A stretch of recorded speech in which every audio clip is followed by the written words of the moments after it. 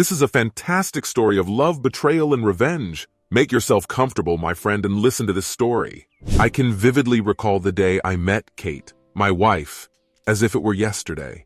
It was the 14th of October, and we were at a dorm party. My friend Connor had invited me, and it appeared that he had also invited Kate. She was stunningly beautiful, to the point where approaching her felt like an impossible feat. At the time, she didn't appear interested in being friends, let alone anything more. "Listen, buddy, this is the girl I was telling you about.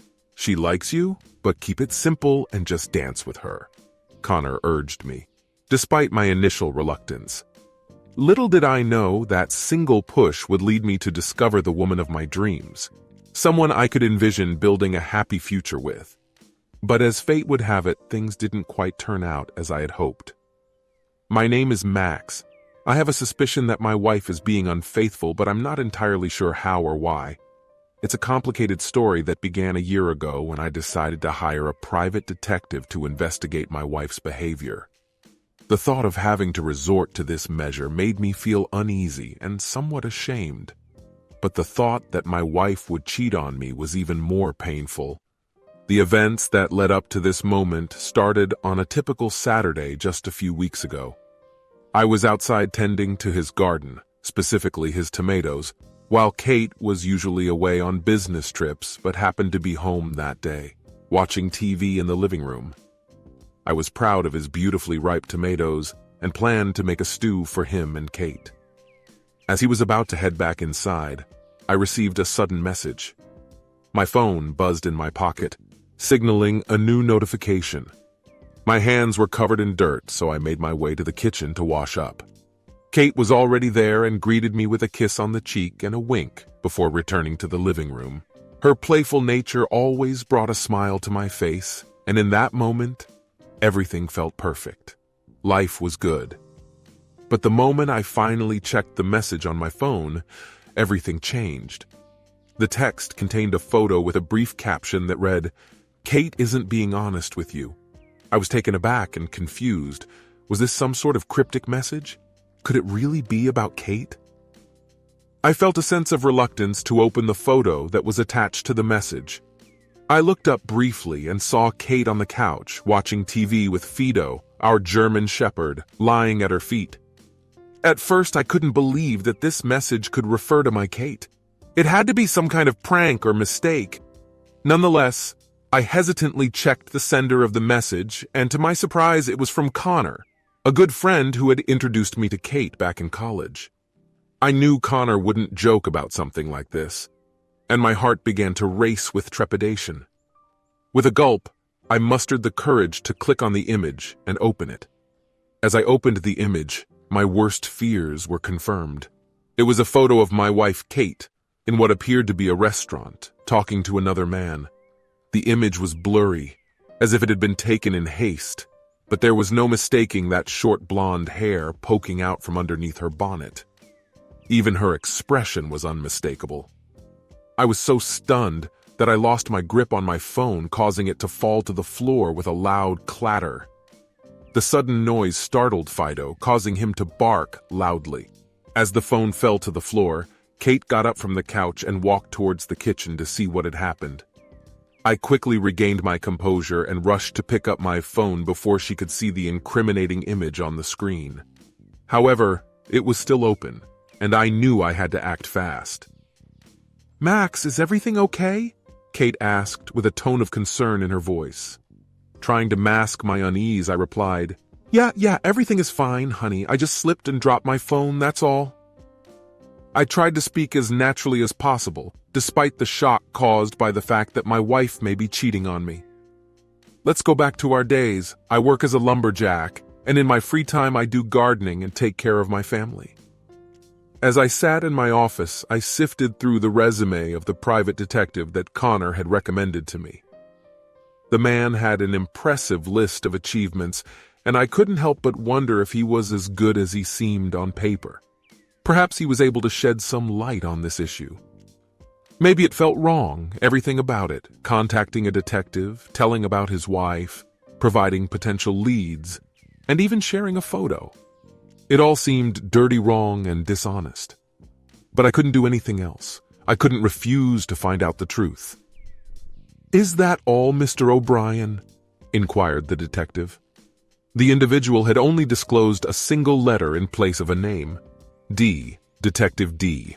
This was the identical name that appeared on his identification. "Yes, Mr. D. That's the extent of it for now. You will receive 50% of the agreed payment up front. The remaining half will be remitted directly to you upon the expiration of our contract," I told him on the phone. "I understand, sir. You can rest assured that I will uncover the truth behind this entire debacle," the detective replied. But still, when communicating with this detective, I was tormented by vague doubts. The detective was undoubtedly an eccentric character, speaking like a covert operative or a spy from a film. His attire was equally peculiar. A bulky trench coat, with collars so high they could shield his entire face, paired with a brown hat that resembled the wardrobe of a secret agent from the 80s. It was nearly comical, but not quite. There was nothing humorous about the situation. Everything was in disarray now.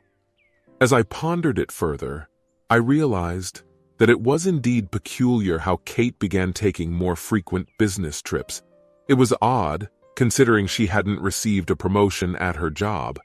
Why was she always away on some excursion or another?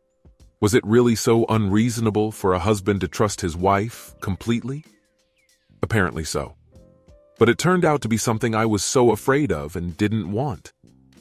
Kate's business trips were merely a facade, and instead, she had been seeing G, the CEO of her company, behind my back. Mr. D presented me with a yellow envelope containing all the information I needed to know. He provided me with additional details, but I was no longer comprehending anything at that point. My heart was shattered beyond repair. As Mr. D spoke incoherently, I sifted through the photographs taken by the detective. The images depicted Kate and the unidentified man attending nightclubs, holding hands, and even one with him groping her buttocks. That was the final straw. I stood up abruptly, knocking over the table in front of me.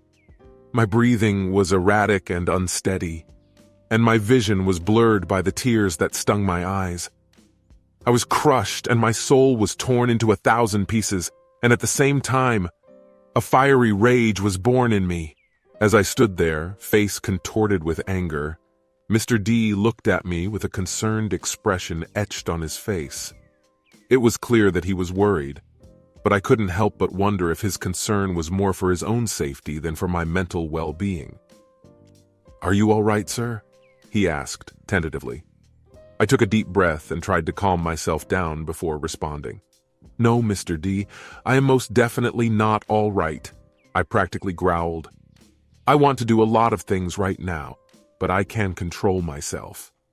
Despite my obvious distress, Mr. D tried to offer some comfort. "If it calms you down, women like your wife often cause trouble. It's better to find out what they really are than sooner rather than later," he said. "I've seen other men find out about it much later than you." "Mr. D," I said with a heavy sigh, "it always got ugly afterwards, didn't it?" He nodded in agreement, a look of concern etched on his face. I knew that deep down I was sure that things would definitely get ugly. There was no way I was going to let this slide. No way. After my business with Mr. D was concluded, he left me to begin my plot at revenge. I knew that creating an elaborate punishment wasn't something I was capable of doing alone. However, there was someone else who might just be able to help me. I racked my brain, trying to think of anyone who might be willing to assist me in my quest for vengeance. Suddenly, it hit me. There was one person who had always been there for me through thick and thin. With shaky hands, I typed in a number and waited for the phone to ring. It did, but only after what felt like an eternity. Someone on the other end picked up, and I recognized the voice immediately. "Hey Tom, how's it been?" I asked, trying to sound casual. "Say, buddy, I need your help with something ugly."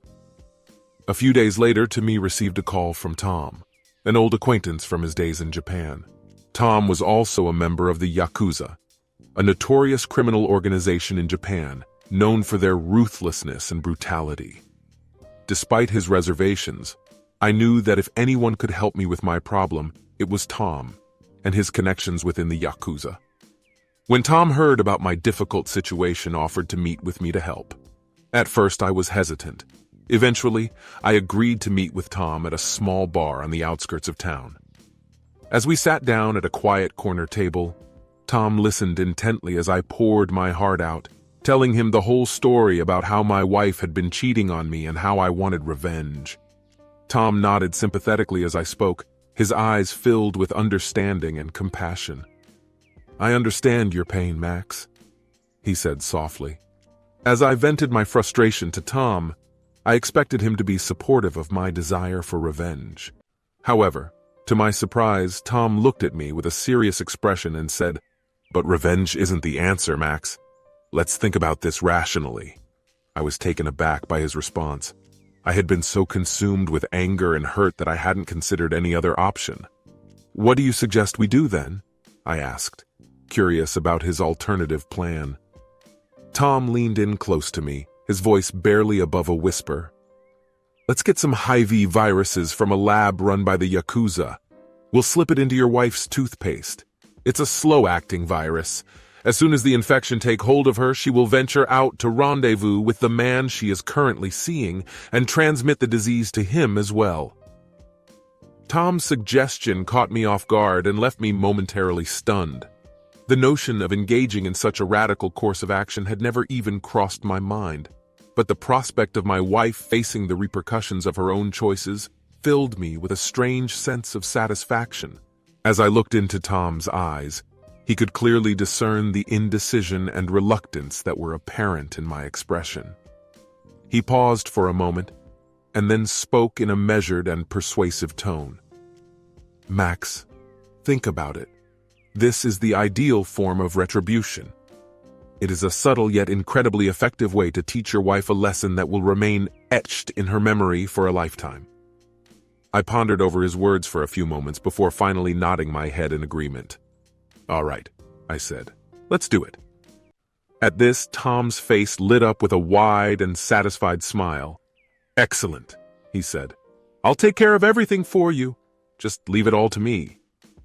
And so, over the course of the next few days, Tom worked his connections and managed to procure a highly potent virus. He meticulously planned and orchestrated the entire operation, ensuring that my wife's toothpaste was surreptitiously laced with the virus. Several weeks later, Tom rang me up and delivered the news. "It's done," he said in a hushed tone. "Your wife has been infected." Upon hearing this, I felt an intense surge of excitement. I eagerly anticipated the moment when my wife would have to face the dire consequences of her actions. My wife, driven by her own desires, heedlessly ventured out to meet with the man she had been seeing. Little did she know that she had already transmitted the virus to him, and in turn, they both unknowingly continued to spread the contagion to others, leaving a trail of devastation in their wake. As I watched the events unfold, I never once regretted my decision to seek vengeance against my unfaithful spouse. In fact, I derived a strange sense of satisfaction from the knowledge that she had finally gotten what she deserved. However, despite these feelings, my heart was heavy with sadness and betrayal, and I couldn't help but feel suspicious of her every move. As the days turned into weeks, and the weeks turned into months, the weight of Kate's infidelity continued to bear down upon me. The detective that I had hired had uncovered irrefutable evidence of her betrayal, and I knew that I could no longer turn a blind eye to her deceitful ways. With a heavy heart, I made the painful decision to file for divorce. I had grown weary of the endless lies and the deep-seated mistrust that had consumed our relationship. When I finally broke the news to Kate, she was utterly devastated. She begged for my forgiveness, imploring me to give her another chance and promising to do anything to make things right. But it was too late. The damage had already been done, and I knew that there was no going back. After much contemplation, I had finally made up my mind. The divorce proceedings were arduous and emotionally draining. Kate fought tooth and nail to salvage our marriage, but I remained steadfast in my resolve to end things once and for all. Despite her best efforts, the judge ultimately granted our divorce and we parted ways. As the years went by, I slowly but surely began to rebuild my life. I met someone new and fell in love all over again. However, Kate's life took a vastly different turn. Years after our divorce, Kate's life took a turn for the worse. She was diagnosed with a debilitating disease that left her incapacitated and unable to remarry. One day, seemingly out of the blue, I received a call from Kate. Her voice was weak and frail, barely above a whisper. She spoke with a deep sense of regret, telling me that she wished she could turn back the clock and undo all the mistakes that she had made. She had come to the realization that she had lost everything that truly mattered in life, and now she was alone and sick. As I listened to Kate's voice on the other end of the line, I felt a pang of sadness and regret wash over me. Although I had moved on with my life, it was clear that Kate had been left behind, struggling to come to terms with the consequences of her actions. Her words served as a stark reminder that our decisions and choices in life have far-reaching consequences, and sometimes the price we pay is simply too high. I considered going over to the firm where she had worked, hoping to offer her some words of comfort and support. After all, not long after our divorce, Kate had left for the city, hoping to start anew. But as I thought about it, I couldn't help but wonder if my presence would only serve to stir up old wounds and reopen old scars. Looking back on everything that had transpired, I couldn't help but question whether the revenge that I had sought had truly been worth it. Had I gone too far in my quest for retribution? Had I let my anger and hurt cloud my judgment? But I'm not sorry about anything.